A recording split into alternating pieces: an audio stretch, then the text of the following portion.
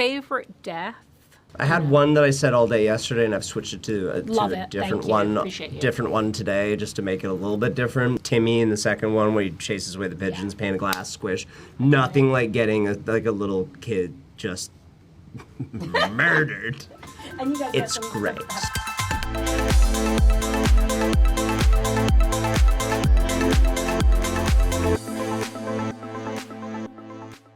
The movie is incredible.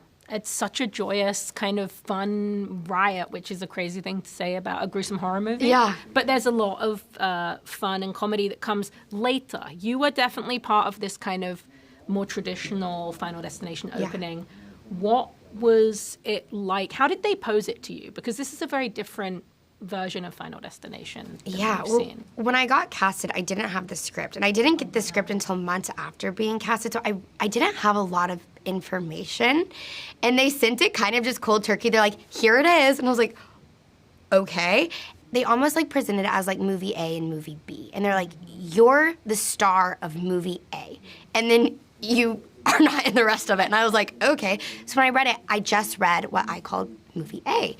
And I was so freaking excited because I didn't know what that meant. And when I realized it was like the opening premonition in the big disaster, although there's big disasters throughout all of it, but I was so excited. It's an incredible set piece, and I heard that it was real. So what was it like to be in that practical space of the Sky Tower? Definitely helped. Like from an actor's perspective, I feel like always like when you can do stuff practically, it's going to feel more genuine because you're doing it, so it is. I remember seeing this sky view for the first time. Well, the first time I saw it, Adam FaceTimed me because he's like, you have to see this. And I was like, where are you? Are you actually high up? Because I'm going to forget the word, but we have... volume. The volume set. And I was like, where are you? Like, we can't film it like 500 feet in the air. He's like, haha, gotcha. No, that's 10,000 mini screens outside of this set. And I'm like... that's crazy. And then seeing it in person for the first time, just like, no pun intended, but like the volume of it, like the capacity and the grandness of it, I had never worked on something so massive. And it was a little intimidating, but once again, I was like, I can't wait to like get in it and start filming. Have you seen movie A and movie B together now? No, so I haven't seen the end of movie B. No, but I'm getting to see it for the first time at like front to back. At the premiere, and I like can't wait because I know the energy of the audience is going to be great, and I feel like they sent me a screener link. They're like, you should probably watch this before press, and I'm like, this movie is meant to be watched on the big screen, so I wanted to wait to experience that. One of the things that I thought was most amazing about the movie was the way that it was able to expand the lore and kind of introduce it to a new generation, and we, of course, a big part of that is having Tony in the movie. And could you talk a little bit about getting to work with him and kind of that experience of getting to play a part in him getting to send himself off in his own words? I mean, it's such an interesting thing. Like, you never really know what you're going to get when you have such a seasoned veteran of an actor coming through the doors. And, you know, he's played all these horrifying characters that we're all scared of. But he came in, commanded all the energy and attention in the room in just the most positive way. He really was like a ray of sunshine walking through the doors. All we did was just like talk about stories that had happened on set, stories from his life, he's just the best, the most graceful human being you could ever imagine. Mm-hmm. I feel like he was given a moment to say his wishes and final words to his fans and the audience and the fans of this franchise, and that was really generous. Yeah, it comes across on screen too. I mean, that was a screening of like 200 people screaming and laughing, and in that moment you could hear the sniffles. Yeah. You know, so I think it translates really well. What was your knowledge of Final Destination going in? Had you seen? Grew up with it. Okay. I'm a massive horror movie fan, so it was a massive deal to me. I literally cried when I got the call that I booked the movie. Yeah, I bawled. Little baby. I knew of them, but I hadn't seen them before I auditioned. But my boyfriend was such a fan that when I auditioned, he changed my name in his phone to Anna Final Destination, and it has been that for over. Is it still that?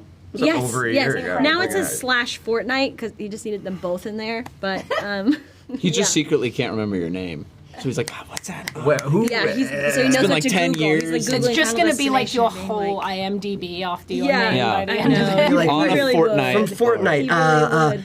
Anna, and you're like, it's Anna that we've been dating for years. You live in my house. Yeah. I'm here You're in every my morning. bed.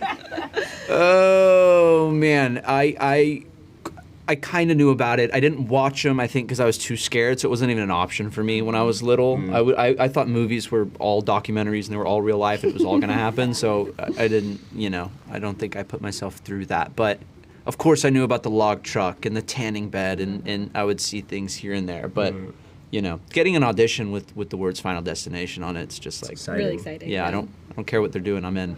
Favorite death for you personally as a big horror fan prior to coming into this way? I had one that I said all day yesterday, and I've switched it to a Love different Thank you. one, Appreciate you. different one today, just to make it a little bit different. But they I'm going are to make a two of my supercut of favorite. all the times you answered. That I differently. said. Yeah. Well, my one yesterday is Timmy, and the second one where he chases away the pigeons, pane of glass, squish.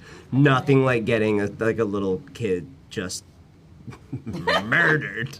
And you guys get It's to great. have some fun play on that Yeah, too. yeah. Don't look into that too much about what that says about me. That's my favorite.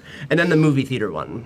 I was born to see this movie. I was meant to see this movie. Bye-bye, suckers!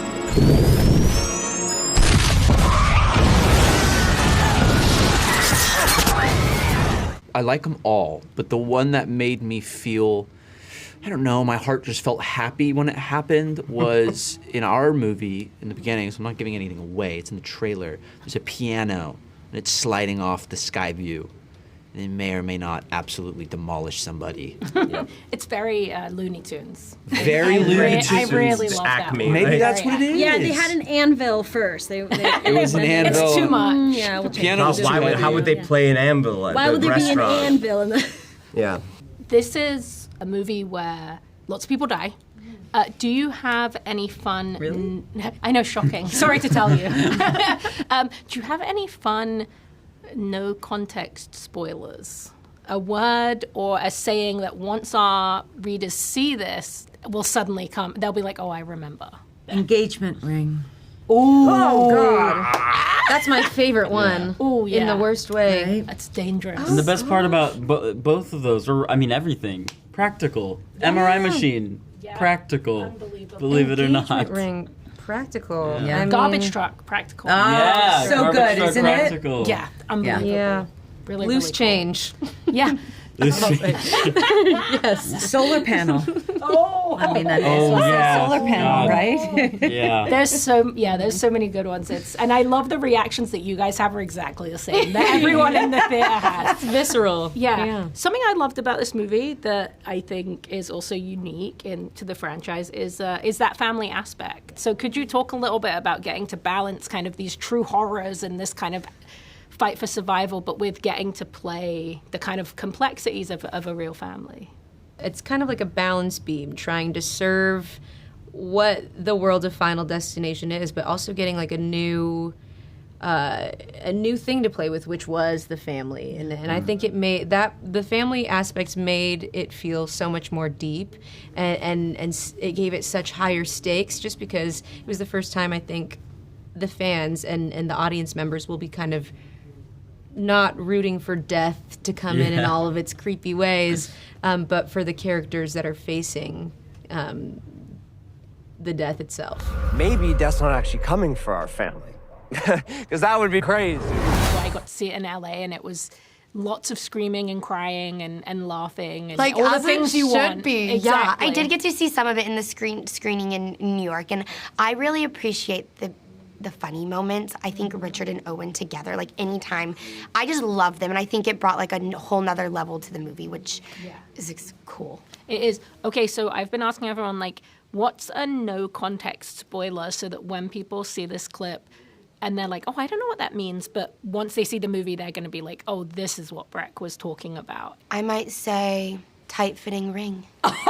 You're not the first person to say that, actually. 'Cause Really? Yeah, it's Okay, like really got a lot of us. Another thing that's kind of amazing about movie A and the part that you play in Bloodlines is you get to kind of connect with the lore in general. Let's put it that way and play. So what did it mean What did it mean to you to know that you were going to be kind of expanding this world and this character that so many people loved? I think something I love about all genre stuff is origin. Like, and so getting to be part of any type of origin, I think, is a real honor, and specifically Tony Todd's legacy throughout like the 6 films. I know there was a lot of conversation of like how they wanted to bring some origin to like how he knew so much. Like to get to be a part of that and kind of linked with technically like all 5 other movies is an honor. Yeah, it's the dream, right? It's the dream, yeah. You get a really iconic, I mean, not a spoiler to say everyone dies, it's Final Destination. Could you talk a little bit about bringing that to life? Because yours was very practical. It was super practical, yes. I had like months and months of work. I had to, me personally, I had to go get my head scanned. You did great. I had to get my arm cast. And then I had to go back in so they could match the moles on my arm. So like it looked exactly like my arm. It was cool. I mean, it was like, I felt very special having a head. You know what I mean? I was like, did you guys see my head? Did you see they made a head of me? Well, like carrying it around. And it was a fortune. The head was a fortune. Yeah, it was very valuable. It was valuable. It was so good. Yeah. It was so good. They said that they go hair by hair. Yes. When they in the making of a fake head. It was just exquisite to Tooth have a by fake tooth. head. And then so then I did, sit at the monitors and watch what happens to my head. And that was very surreal. I was going to say that removed. Existential crisis. It's like, how did it make you feel? I was actually laughing pretty watched hard. it. I was kind of like, I couldn't stop laughing. Like it was so absurd. And then, there was just they had built this whole rig. It's so hard to do this without spoilers, but they built a very complicated rig, and they were showing it to me the first time, and I was like, oh, okay, so that's gonna look disgusting. Like on the day of, and I saw the playback of the Correct. On the day without any special effects looked so scary.